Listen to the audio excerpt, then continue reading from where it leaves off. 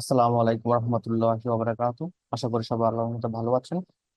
আমার স্ক্রিনে যে আমি ছবিটা রিস্টোর করে দেখাচ্ছি, এরকম ভাবে এক ক্লিকের মাধ্যমে এআই টুল ব্যবহার করে কিভাবে আপনারা আপনাদের পুরোনো ছবিগুলোকে রিস্টোর করতে পারবেন সেটাই দেখাবো।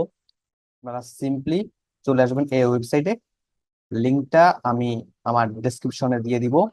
সো আমি এখানে চলে আসার পরে আমি এখান থেকে রিস্টোর ফটোস ফর ফ্রি এখানে ক্লিক করব।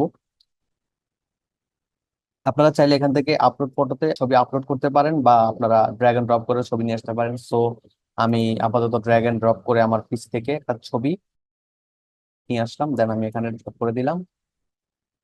সো আমার এখানে ছবিটা অলরেডি চলে এসেছে।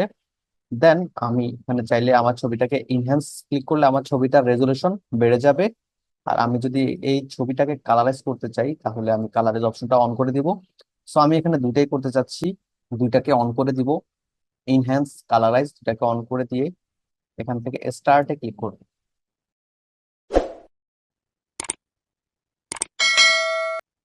সো অলরেডি আমার ইনহ্যান্স এবং কালারাইজ দুটাই হয়ে গিয়েছে। সো দেখতেই পাচ্ছেন। সো আমি এই ছবিটাকে ডাউনলোড করে নিব। তো আমার ছবিটা ইজিলি ডাউনলোড হয়ে যাবে।